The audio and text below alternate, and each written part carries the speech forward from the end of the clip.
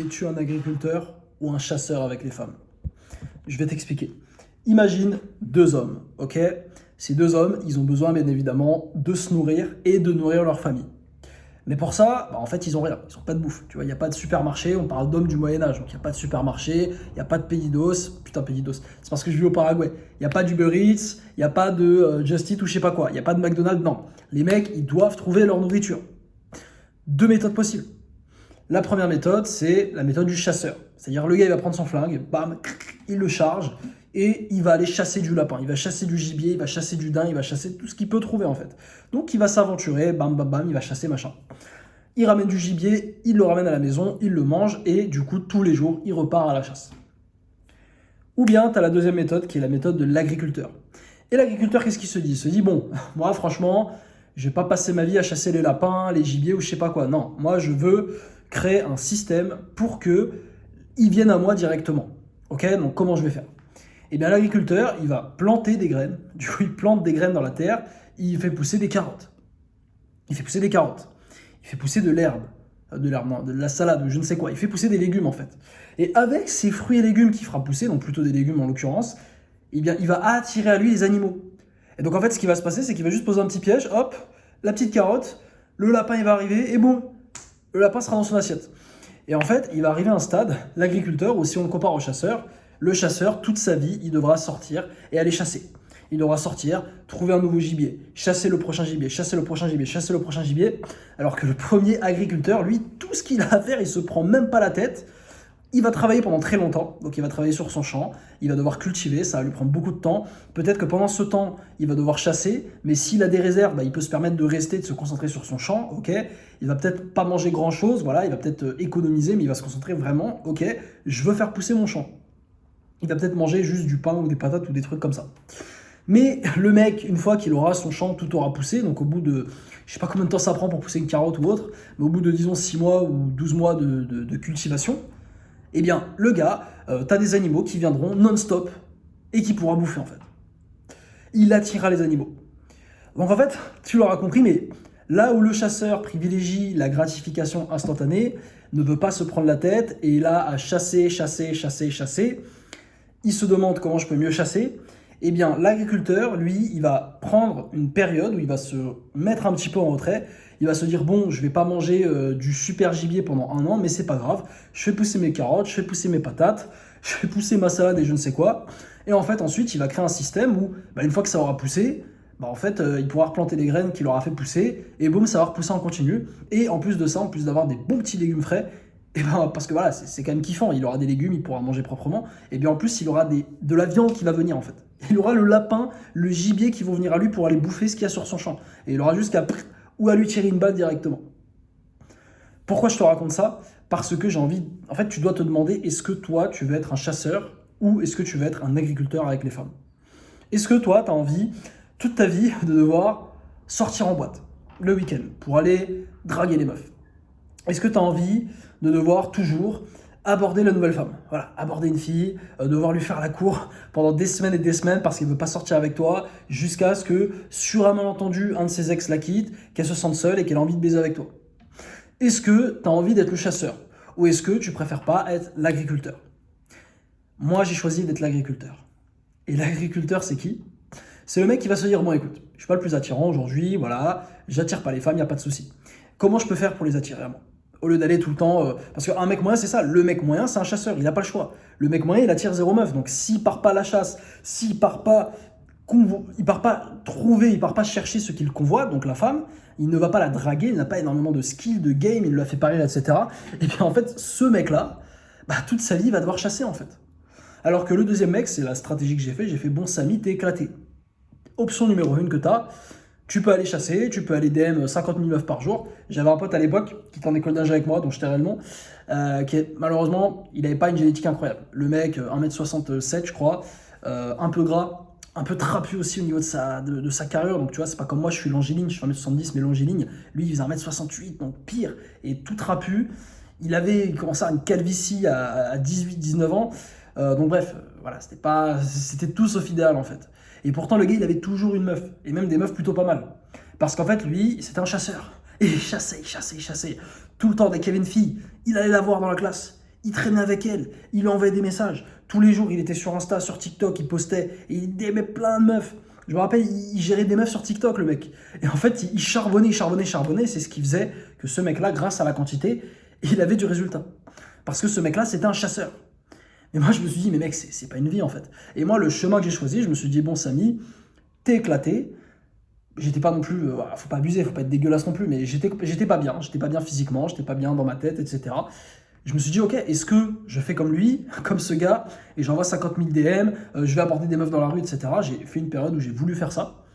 Ou est-ce que je me concentre sur construire un champ? Et autrement dit, faire le champ, c'est quoi? C'est travailler sur soi, c'est travailler sur mon apparence. C'était devenir tellement attirant, tellement beau gosse, tellement sexy physiquement, que les meufs, en fait, elles sont attirées par moi automatiquement. Et qu'en fait, limite, j'ai même pas besoin de les aborder. Comment je peux faire pour créer un Instagram qui fonctionne tellement bien qu'en fait, t'as des meufs qui viennent me DM? Comment je fais pour créer un Tinder qui fonctionne tellement bien que j'ai 100 matchs, en fait? Et aujourd'hui, je suis arrivé au stade où, en fait, après avoir fait tout ça, après avoir fait ces années de dev perso, donc j'ai travaillé, j'ai amélioré mon physique, j'ai amélioré mon style, j'ai amélioré donc, ma pilosité, etc. Enfin, j'ai tout fait, tout ce qui était possible de faire. Et aujourd'hui, attends, je vais faire ça, sinon c'est pas symétrique. Aujourd'hui, j'ai le résultat. J'ai trouvé une copine ici au Paraguay, j'ai ramené plein de meufs à la maison, j'ai eu plein de dates. Aujourd'hui, si tu me dis Samir, retrouve-toi une nouvelle meuf, j'ai plus aucun souci à le faire, j'ai de l'abondance. Carrément, j'ai des meufs qui m'envoient des messages sur Insta chaque semaine. T'en as même qui m'envoient des nudes. Bon, évidemment, c'est des putes, hein, on va pas se mentir, mais bon, elles m'envoient quand même des nudes, donc c'est déjà ça. Mais grosso modo, voilà. Et ça, c'est parce que j'ai construit un champ. C'est parce que j'ai cultivé. Et c'est pareil pour tes finances, frérot. Il y a plein de gens qui se disent, oui, Samy, je gagne pas d'argent, j'ai une vie de merde, moi j'aimerais faire comme toi, voyager et tout. Et en fait, c'est des mecs qui n'ont jamais rien construit. Et c'est exactement ça l'objectif de YouTube Auto. YouTube Auto, je t'en parle tout le temps, mais c'est la formation qui va changer ta vie, qui a changé la mienne. C'est une formation, en fait, ce que tu vas faire concrètement, c'est que tu vas construire un système qui va te permettre ensuite d'avoir un revenu directement, un revenu passif. Alors attention, quand je dis un revenu passif, je suis le premier à dire que c'est du bullshit. Ça n'existe pas. Un revenu sans rien foutre, ça n'existe pas. Il faut bosser. À part si tu es millionnaire et que tu peux tout mettre dans la crypto ou en investissement. Ce qui n'est pas ton cas si tu regardes cette vidéo. Donc en fait, l'idée du YouTube Auto, c'est vraiment qu'on se pose et qu'on se dise, ok, tu vas trouver une idée de chaîne YouTube. Ok, donc tu vas choisir ta niche grâce à l'IA. Tu vas voir dedans Valentin qui est le formateur, il va te montrer exactement comment faire, il va t'accompagner dedans.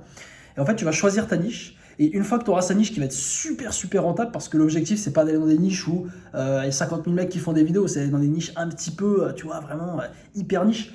Comme ça, tu vas faire des vidéos grâce à l'IA. Donc, ça sera relativement simple, tu vois. Tu vas pouvoir générer plein de choses. Tu vas pouvoir générer la voix aussi, ce qui va te permettre de ne pas avoir à montrer ta tête comme je le fais. Parce que c'est ça, YouTube Auto aussi, c'est ne pas montrer sa tête. Et en fait, tu vas construire cette chaîne YouTube avec une avalanche de contenus qui vont fonctionner et qui vont te faire gagner de l'argent grâce, du coup, à des liens qui emmèneront vers un produit qui sera lié à ta niche. Et toi, tu vas toucher des commissions. Donc en fait, toutes tes vidéos que tu vas poster, elles vont travailler pour toi. Et c'est ça la stratégie YouTube Auto, c'est de te créer un champ.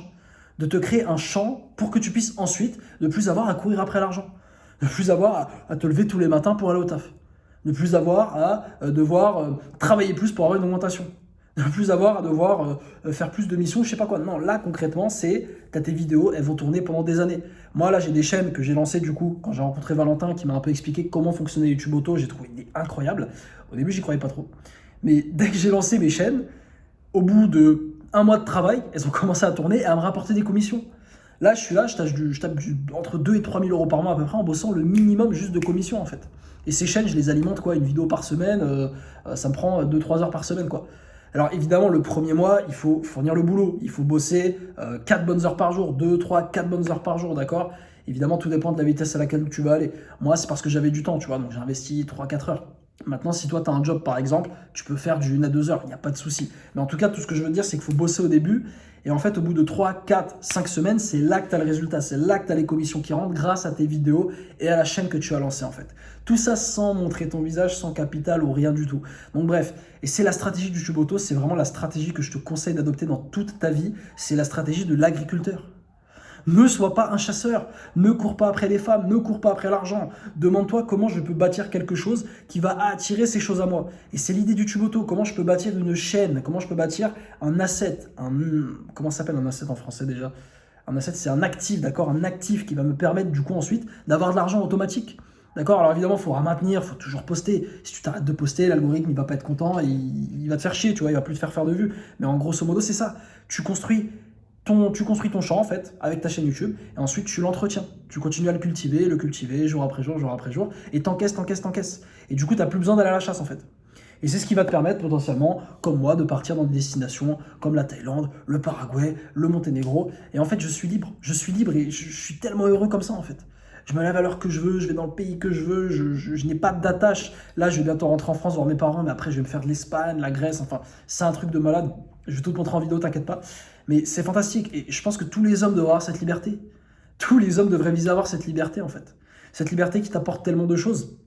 Et notamment avec les femmes, ça aide parce que, bah oui, forcément tu voyages, donc tu as des choses à raconter, donc tu es plus intéressant, tu es moins ennuyeux, et ça devient tout simple en fait. Surtout, tu as la possibilité d'aller dans des pays où les femmes, c'est trop simple en fait. Parce que je te dis, si tu es un blanc avec des yeux clairs, tu vas au Paraguay, frérot, tu es la proie en fait. C'est-à-dire que les mecs que je connais, j'ai même des mecs éclatés, qui n'ont pas de physique, qui sont nazes, les mecs, ils n'ont rien fait, ils n'ont jamais bossé sur eux. Les mecs vont en boîte de nuit, t'as toutes les latinas au gros cul qui les chassent en fait. Et oui, des latinas avec des très très gros membres. Et celles qui te chassent. Et t'as des mecs, moi il y en a un, il est dans mon édificio, c'est un américain, il vient de Seattle.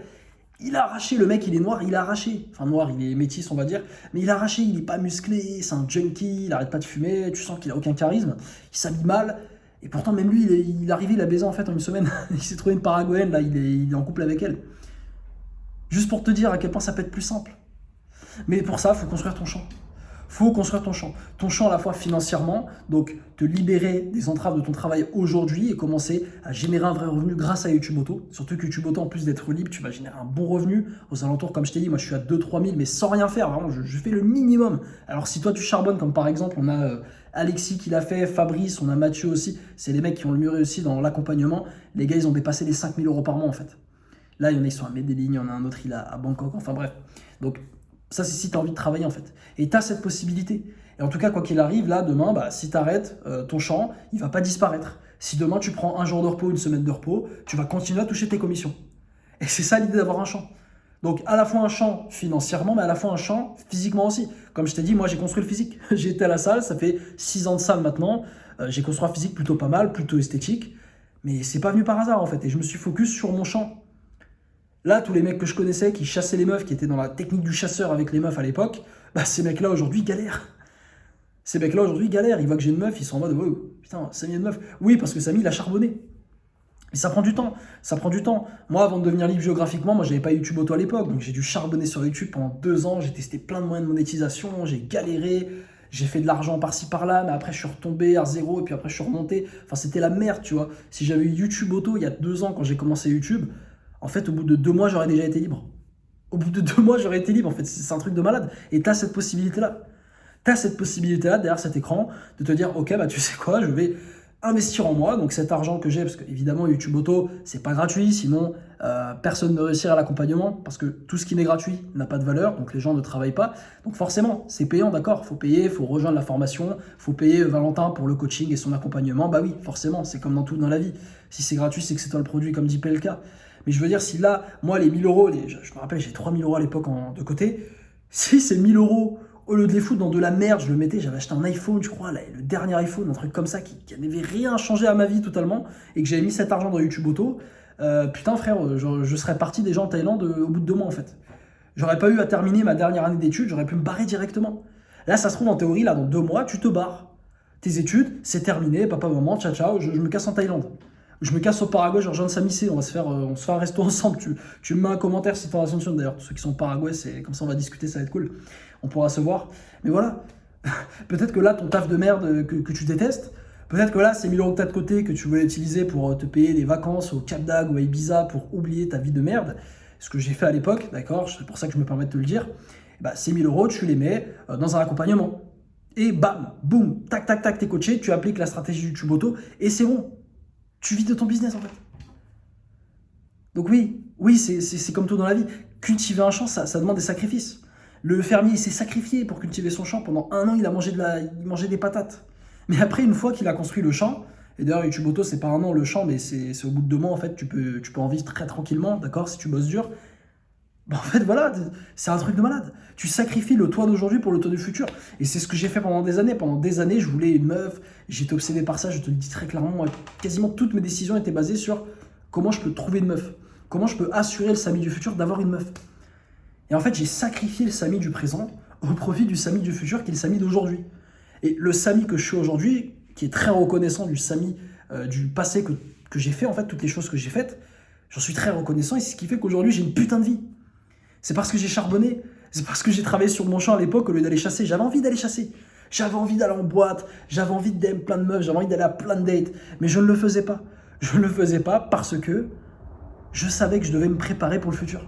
Et là, aujourd'hui, je suis dans une position où le Samy, ensuite du futur, encore plus loin, il va avoir une vie encore meilleure pour ce que je fais aujourd'hui.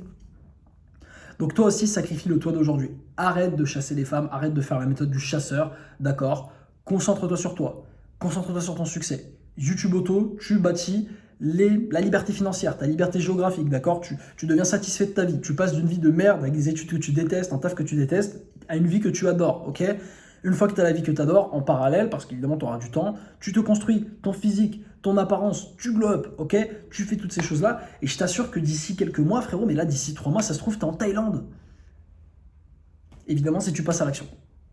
Bref, c'est tout pour moi. J'espère que cette vidéo t'a aidé. Frérot, ne sois pas un chasseur, sois un cultivateur.